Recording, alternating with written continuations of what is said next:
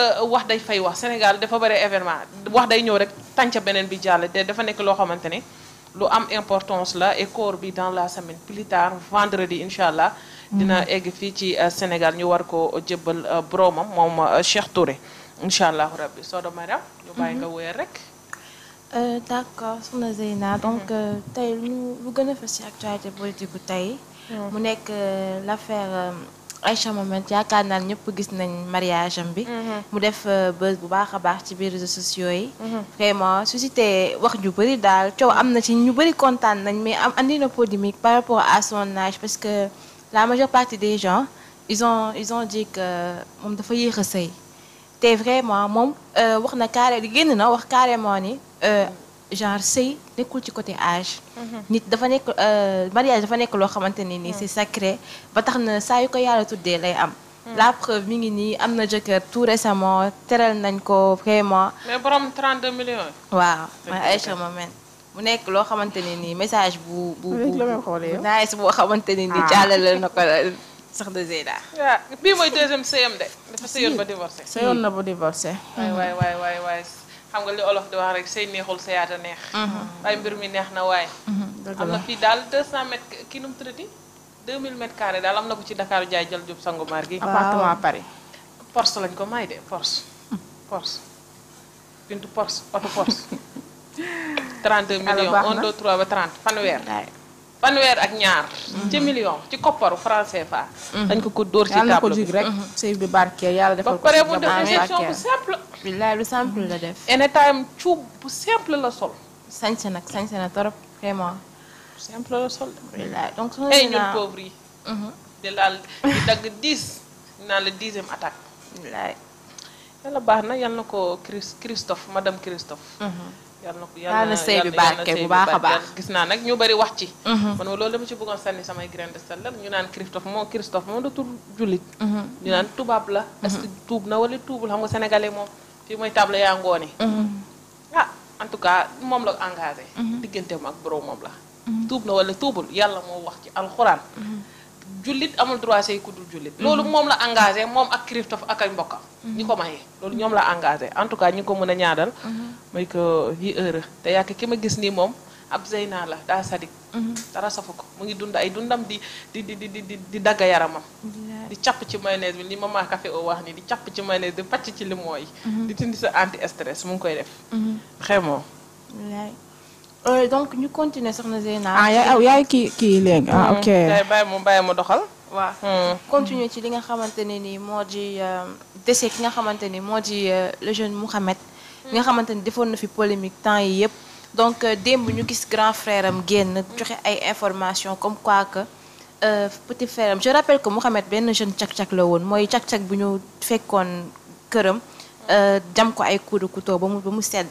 léegi grand frère am moo génn démb def ay révélations comme quoi que dañ ko jam 24 coups de couteau lañ ko jam. mu nekk lu metti bu ñu defee ginnaaw gu ñu defee autopsie yeeg yooyu noonu mu nekk lu naqari daal vraiment soxna Zeyna di ñaan bu baax a baax yoon moom. def enquête bu baax a baax. waaw def liggéeyam def enquête ba trouver ki nga xamante ni moo def ñaawteef boobu parce que c'est vraiment triste. metti na torop. metti na de. dëgg na yàlla. xanaa gisoo leen célèbre coiffeuse bi ñu rey Suisse. si.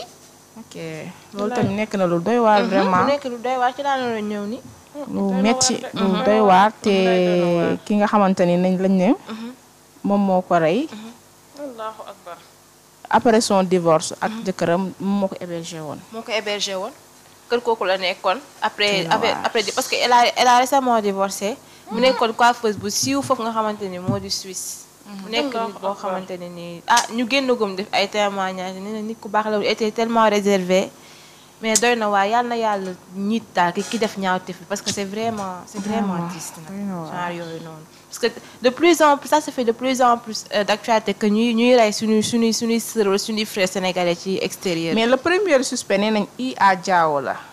et une sénégalaise qui était hébergée par la victime maanaam moom moo ko hébergé woon après moom mi nga xamante ne moom la ñu rey moo hébergé woon ki ñu ne mooy premier suspect bi waaw ba mu divorcé ak borom këram moom moo ko fatoon ci biir këram attendez ku ñu hébergé moo rey wala ki hébergé woon moo rey ki hébergé woon maanaam premier suspect bi moom lañ ne moom moo rey kii nga xamante ne moom moo ko hébergé woon dafa divorcé woon ak jëkkëram mais kooku moom moo ko accueillir woon ci ci biir këram. moo ko doon dundal ki ko hébergé. ki ko hébergé moo ko rey. ki ko hébergé non waxuñu moo ko rey de mooy principal suspect bi. maanaam ki ñu hébergé woon moom la ñu rey. waaw exactement noonu la demee mooy coiffeuse bi. mooy coiffeuse bi dafa divorcé woon. dem ñu non c'est pas ça de maanaam ki ñu ne mooy premier suspect bi. waaw coiffeuse bi divorcé woon. kooku ba mu divorcé. ki ñu rey nii moom moo ko fatoon ci biir këram. voilà. kooku nag lañ ne moom mooy premier suspect bi par rapport ak li nga xamante dafa ni moo ko divorcé dal coiffeuse bi. hébergé ko mu rey coiffeuse bi. premier suspect daal lañu wax. suspect kay fu ci am daal mooy rey bi. moo rey en tout cas ay paaka lañ ko jam. subhanallah. nekk bu métti vraiment. nit ñi sadik nañ de. am na beneen tamit rey bu xew Touba démb. allahu muy benn principal boo xamante ni principal benn CM bu Touba bi. kooku tam dañ ko fekk ci chambre am moom tamit. rey ko. allahu selon information RFM Thiès yi. pour mu nekk ay kaaw dese yu teglantoo yu bëri daal. war nañ jël ay mesures bu baax a baax ci sécurité dëkk bi. vraiment mais aussi en parlant de jël mesure ci sécurité dëkk bi gis nga am na ay agresseurs yu doon taxaw ci autoroute Mbour bi. waaw daan def ay ñaawteef ñoom tam yoon teg nañ leen loxo. 10 personnes yi. benn gang la woon bu doon agressé di def ay ñaawteef bu baax a baax ci autoroute Mbour bi. ah doy na waar de ñoom doy na waar de allahu akbar. doy na waar daal en tout cas dëkk bi temps yi dafa. waaw ñu baal ngeen wóyal rek.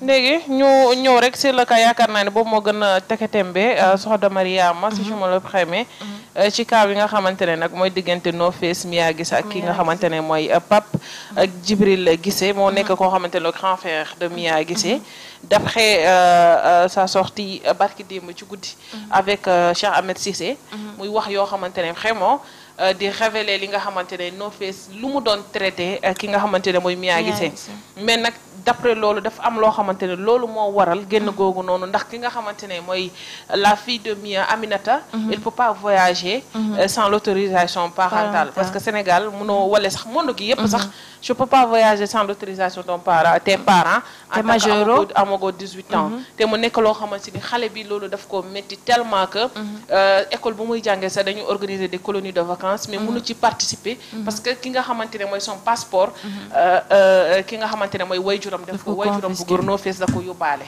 dafa yóbbaale passeport xale bi ba tax xale bi mënul génn réew mi actuellement li muy facca d'après moom Pape Djibril lu mu wax li nga xamante ne pour Mia mën a fiixal xoolu doomam moo tax chaque week-end dañuy jéem a génn ak xale bi dem ay Somone dem ay kii yooyu noonu maanaam les kii lieux touristiques Sénégal yi ngir rek li nga xamante ne mooy feexal xoolu xale bi mënul génn réew mi dem fenn te mu nekk loo xamante ne lu métti la en tant que doomu Mia Guissé ñuy gis ni say ak moroomi élèves yëpp di génne di dem vacances yoo mun a gën te sa yaay à chaque fois mu ngi dans les vols di voyager H24 noonu nag ak dóor yi nga xamante ne moom la No Face di doon dóor Mia ndax nag da ko doon maltraité jànk bi génn témoigné kañ ci seen jànk bi waaw gis na mu génn témoin def ay témoignages li nga xamante ne moom No Face lu mu doon traité ki nga xamante ne mooy Mia dem na ba wax sax lépp lu ñu doon woy cachet bi No Face kese moo ko doon kii Mia musi ci laal fukk dërëm Mia bu soxla woon crédit sax moom moo ko doon yónnee ngir mu jënd ay crédit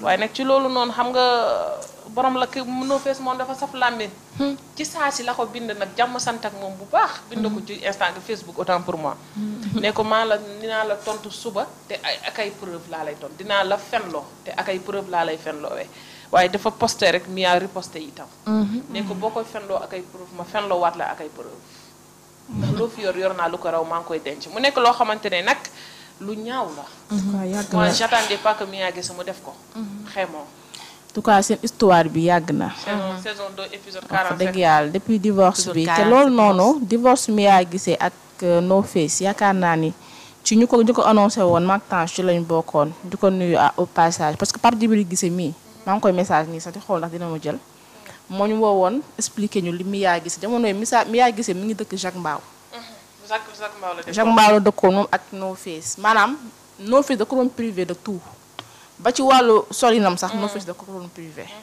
dóor yi moom c'était vrai parce que ñun jotoon nañ ay vidéo yoo xamante ni Mia moo ko vidéo boppam No Face di ko maltraité di ko dóor maanaam lii Pape Djibril Guissé wax noonu dëgg la man dama koy approuver parce que vidéo yi ñu daf ñu ko wonoon ci yooyu temps li may wax nii yàgg na boobu mi yaay gisee sax kiiwagul nii ci musique boobu mu ngi soog a divorcé ñu ngi naan divorce am ñu waxoon sax ni divorcé nañ ñenn ñi génn ne divorce amut mais lii dafa yàgg te lii Pape Djibril wax noonu lu am la ndax vidéo yi ma gis naa ko pour dire vrai ku dee ak sa bàmmeel moom moo ñu envoyé vidéo yi en personne moom Pape Djibril gisee wan ñu expliqué ñu li nga xamante ne moom la Mia gisee di dund ci wetu No Face. dem na ba wax sax gendarmerie police bu Zac Mbao moo jëlee Mia këram. voilà ba divorce bi sax si porte si kiiwu commissaire bureau commissaire lañ ko def. merci ngir rek dañoo menacé kii No Face pour mu divorce. loolu dëgg la loolu noonu moom lu am la. jour boobu noonu police moom moo ñëw parce que jour boobu noonu dóor yi dafa demoon ba dafa dégénéré woon. parce que No Face da doon dóor Mia guddi du ko dóor bëccëg loolu moom lu am la. waaw fekkeewu ma nag les faits exacts mais par rapport ak ni nga xamante ne noonu lañu ko expliqué woon ñu ay preuve dañuy jàpp ni kon li mu wax moom mooy dëgg parce que preuve moom yaakaar naa ne ci la nit di sukkandiku pour wax lu mu mënta wax nekk loo xamante ni daal problème daal doy mooy waar No Face moom ban audacité la am depuis le début coow li am ku ko laaj ndax dóor am na dëggantaan mu ne ko déedéet loolu de mu naan la fekkeewoo wala waaw mu ne fekkee loo ci wax na ci nit ñi maanu No Face tam en tout cas nit ñi temps yi reportage ñuy dugal ak seen image yu ancien ñuy dugal ça montre vraiment que yaa gisee moom amul woon jàmm ci këram. En tout cas quoi qu'on puisse dire man Pape Djibril xam protecteur la. te ku ko gis xam ne ni dafa jege Mia de telle sorte ko. te pourtant nag doguma Zina le début ba affaire yi siwee bañ naan divorce am na bañ ko annoncé ñi naan waxuñu dëgg divorce amul ndeysaan pour protéger sa sœur.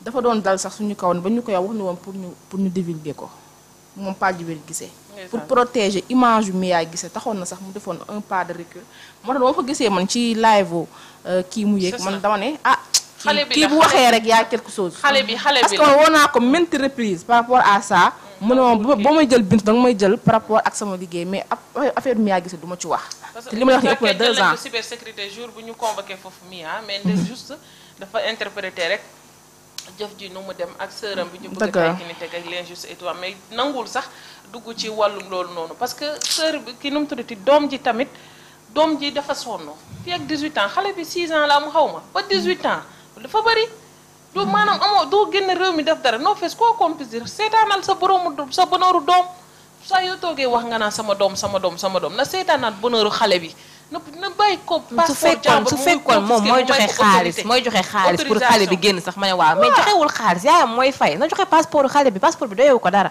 yow passion lañ la passion sa ration dong lañ la laaj ci moom te loolu ay amaana yaa ngi koy joxe amaana joxe woo ko kii mu ngi akay yaayam di ko defal lu nekk lool ak lool seen famille ñàkkuñu yaayam itam yàlla teral na ko doo bàyyi xale bi mu dem dund bu mu dem vacances dem ànd jëg yaayam divertir loolu du la wàññil dara bëgg dund mawti ci kaw nit ñi pour lan la No Face yow tamit luñ la wax man dëgg leen yàlla dama laa jëloon par ma ne ko Mia warul génne di kii yooyu noonu mais moom dem ma xoolaat ma xam ni kii vraiment Mia dundul woon dafa sonnoon mi kër la de No Face manipulateur bu mag la Mia gisee xam nga ne famille mi ko doon sëyloo li mu doon dund kër No Face yëpp bu demee yaram da koy delloowaat.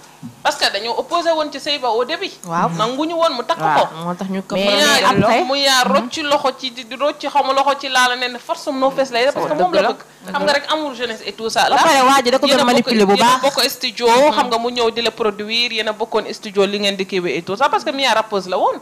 léegi jékki-jékki mu kii pour ngeen mën a coupler dem di kii ñëpp gis nii xam nga loolu la ma jàngat bintu da ngay bëggal nit ñi te bëggoo di célébrité moo metti da ngay influencer nit ñi ci lu baax te yow bëggoo da ngay bëggal nit ñi te yow kontaanoo Mia Guissé dem na ba ku am far sax mbaa sa grand frère di nga dem xotti sa ñaari vaccimetre zinc masse zinc ngir ñëwlu ko ngeen nura ngeeneen couplement ko moo tax ba feeri siwee kenn mënu ko woon gëm vaccin fees dell ci mim réew yëpp a jarle ñi doon jógee Cotonou ak Congo yëpp a jarle seen vaccin ndax couple bu fekk ñoom Mia au fond mi doon gën di sol ay musóor fii jël kii jël benn mees def ci ay petaaw mu nekk lu rafet ñu gis ñoom ñaar ñuy ànd ñooy nuroo ay sol ñëpp kii ni ndekete yoo moo tax ba ñu joxee information bi que ni loolu am na kenn mënu ko woon gëm bul ne juge pas un livre par sa loolu nekkul woon lu récent de dafa yàgg lu mu dund kër noo fees parce que jànk bi neen def na 7 ans ci kër googu noonu te lu mu fa nekk yëpp ay violence la mu yaa doon dund.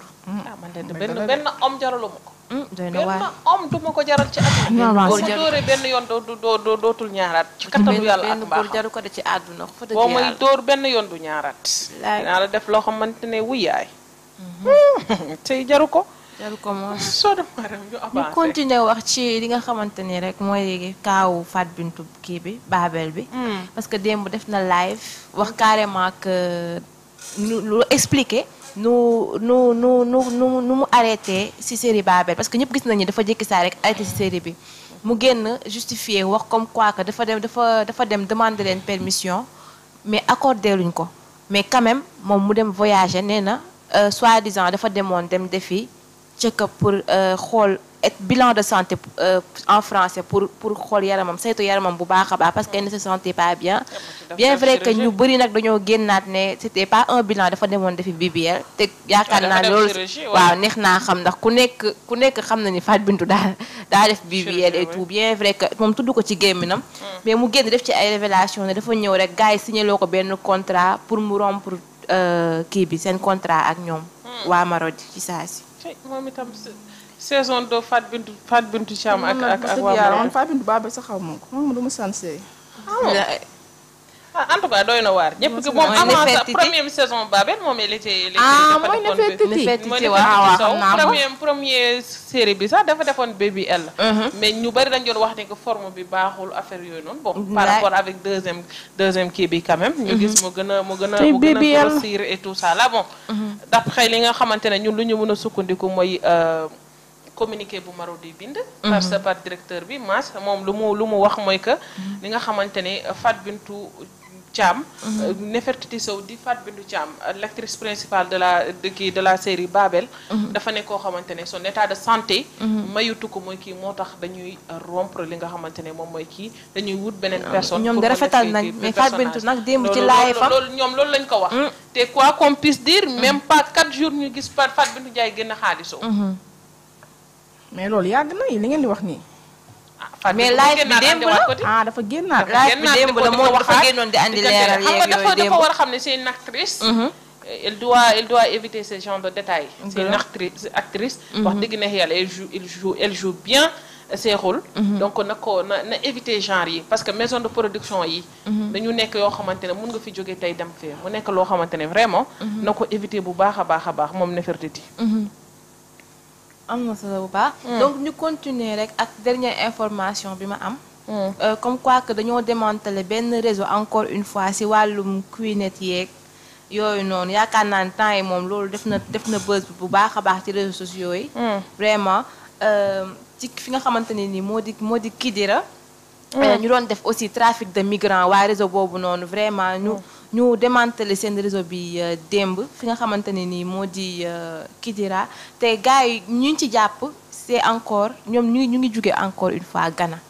je crois que waa Ghana sonal nañ suñu waa ciblé nañ Sénégal da war nañoo wàcc dem xool yeneen dëkku Afrique vraiment.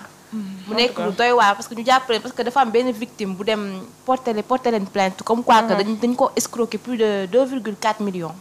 2,4 xaw ma 2,8 millions de francs CFA ñu promettre ko ay voyage ak lu ne kooku nag moo fipp xam naa joxe xaalis bi sonn mu dem porter leen plainte ba ñu dem jàpp teg loxo ñooñu noonu seen waa gang boobu noonu foofu ci Kidira te ay Ghanéens lañ encore une fois. doy na waar ñu ngi nekk lu doy waar kii en tout cas bon. bu ko kiiwee rek après bon.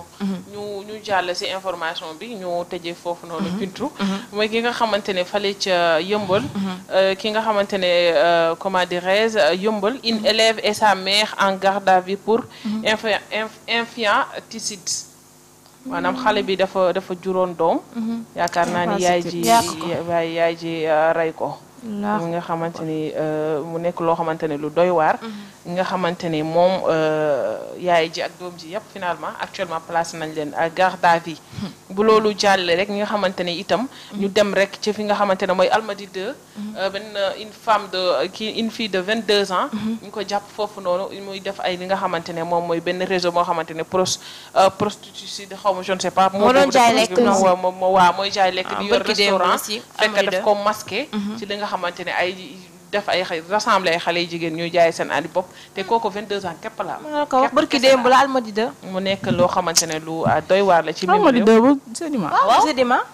fa la xewee de barki démb añ dara doon jaay añ. daa ubbi restaurant boobu beneen resto plus ngi ci biir. maa la ko wax. añ dessert léegi nekkatul salon de massage de saa waay añ lay jaay 22 ans.